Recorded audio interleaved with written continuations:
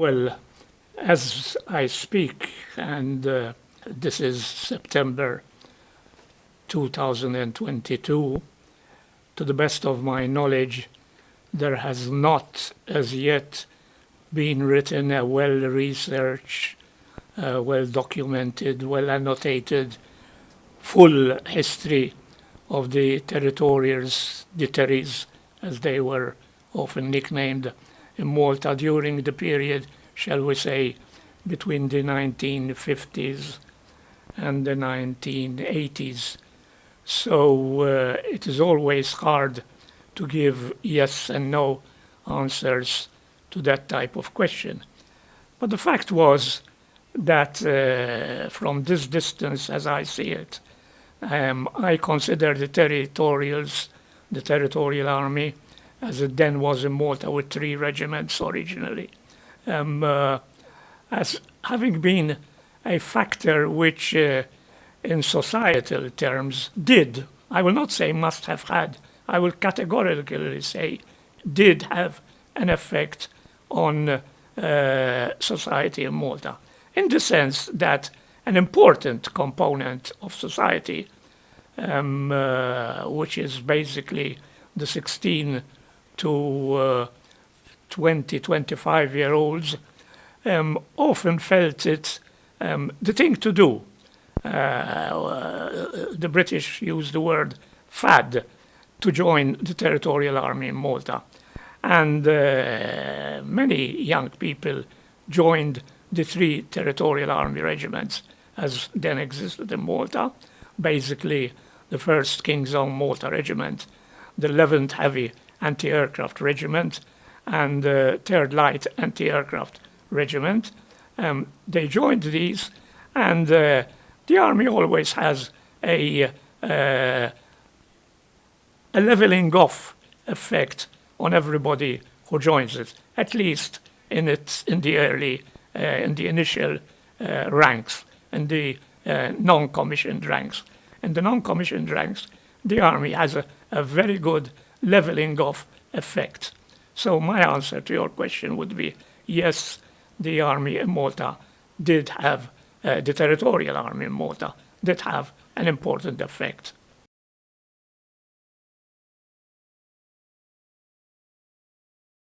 It was an attraction for people who would be in the 16 to 20 age group to join.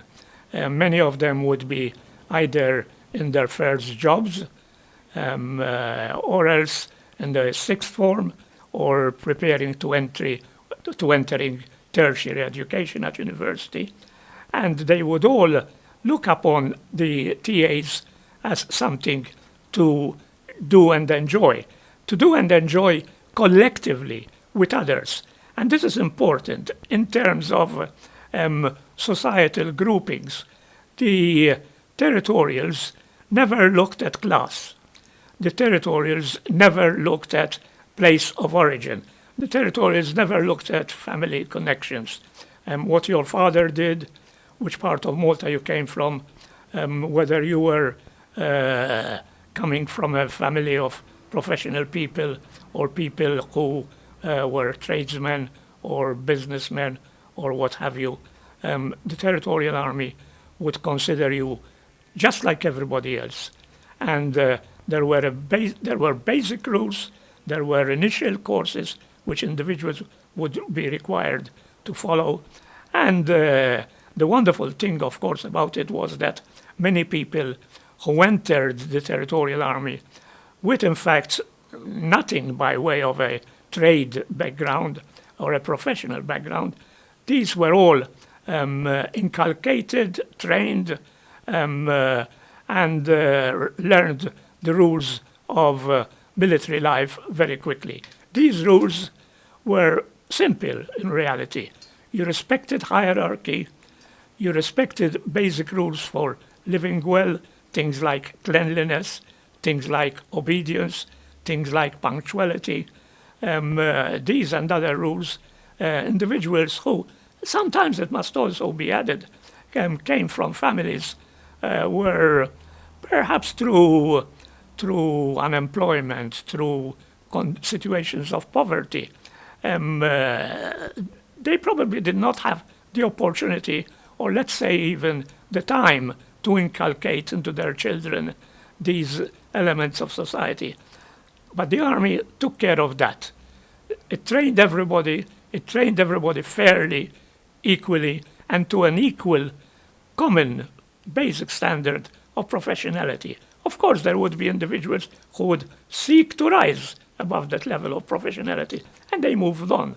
From gunners or privates, they would become lance corporals or lance bombardiers, sergeants, petty officers, non-commissioned officers. Some even obtained commissions and became officers. And that was all wonderful.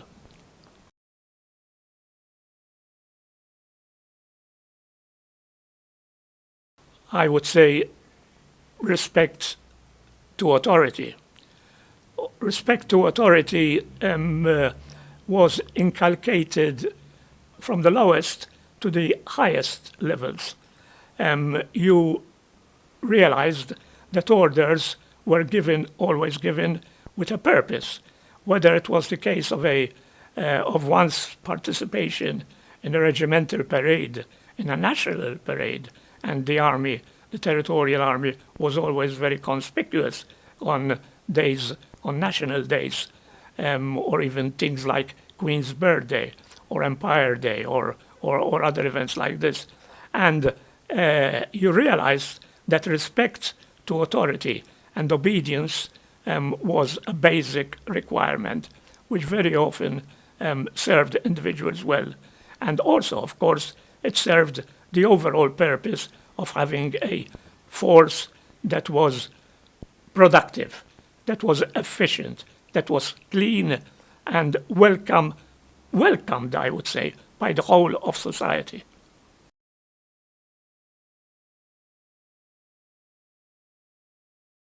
Oh, practical benefits, there were by the dozens. Practical benefits to individuals, practical benefits to the army itself, to the Territorial Army itself, and practical benefits to the whole of society. Of the latter, I have already spoken. But practical benefits to the individual would be that he would become aware of the sense of organization. You belonged to a troop, you belonged to a battery, you belonged to a regiment, you belonged to an organized military force.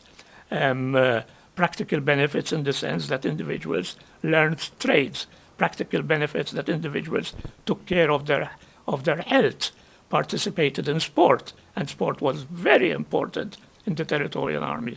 I am very proud to say that in the sport which I practiced, I was keen and very good, modestly speaking, very good at table tennis, and I still hold with great pride my British Army colours in my sport. What that meant was that whenever the Navy versus Army versus Air Force annual competitions in all sports, in the case of table tennis, a signal would leave Whitehall in London, which is the head of the British Army, would go to HQ troops in Castile in Malta, and HQ troops would relay it on to our regiment, to my regiment, the 3rd 11th eventually, because in 1966 an amalgamation took place, for the regiment's table tennis player, for the regiment's table tennis player to represent the British Army. Invariably, we won that tournament, and I'm still very proud of that. I'm still very proud of those colors. But sport was only one example. My colleagues participated in competitions like culinary, cooking competitions, competitions in rifle shooting, competition in athletics. You know, there were many virtues, many benefits, which so many people, and I say so many people because regiments were usually between on the conservative side, 250 people. Sometimes you would get a regiment rising up to as much as 500 people. So there you are. you had at least 1,500 young men and elders, because perhaps I'm overemphasizing the young people. Elders were there too. Many would stay in the territorial armies for years. I spent 17 years myself. Others spent more than me. And many people, in fact, were in their 40s and 50s and even 60s when they left the Territorial Army.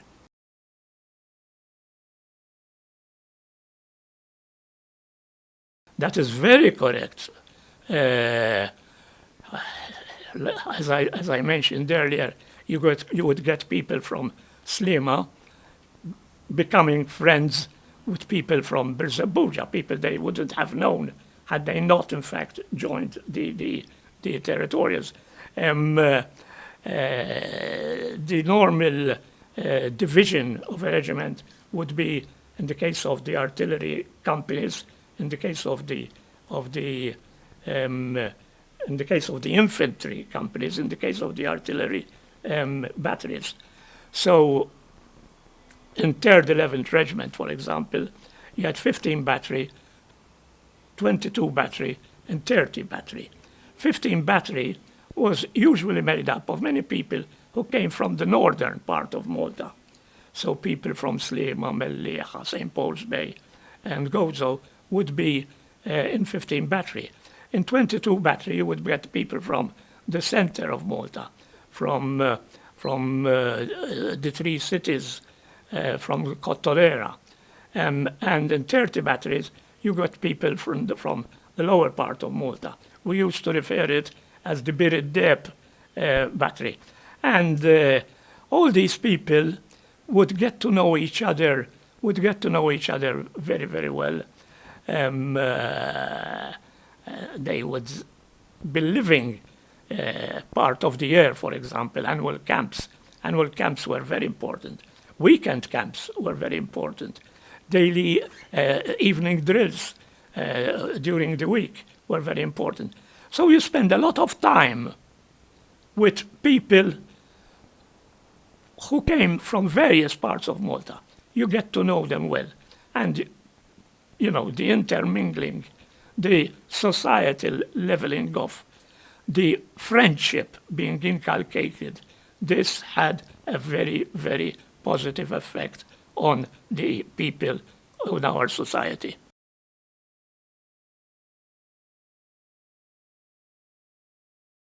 I would say a sense of duty. A sense of duty. You did something and you tried to do it well. Why? Because very quickly it would be inculcated into you that very often the difference between doing something and doing it well, just doing it, but also doing it well, the difference is very small. So you might as well do it well. Of course, people who were skivers, who used to try to escape from working, they were very easily and quickly singled out.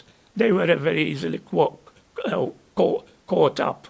And this duty of realizing that if it's worth doing well, this becomes a part of an individual's character. It helps him as an individual. It helps his pocket because he gets more occasion to attend to duties, to be selected for camps, to be selected for promotion, and earn more money. But money wasn't the only thing.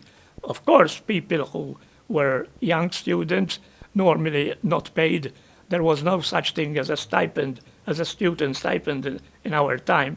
They would welcome the opportunity of earning good money, for example, at annual camps, where individuals would get the pay of their rank, their trades bank, an annual bounty, advance party duties, payments,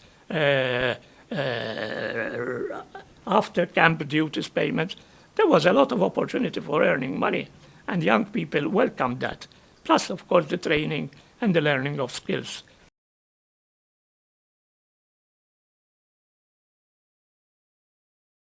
Well, as I said at the beginning, in my answer to the first question, a full history, and when I say a full history, I mean warts and all. I know I may have been sounding like I am all praises for the TAs. Were there any faults? Possibly yes, and I am sure that an enthusiastic, keen, and objective researcher would be able to pinpoint these faults. But the fact remains that when one compares the situation of those times to today, we are not comparing like with like. Times are totally different. The youths and the young men and the people of the 1950s to 1980s lived in a different age.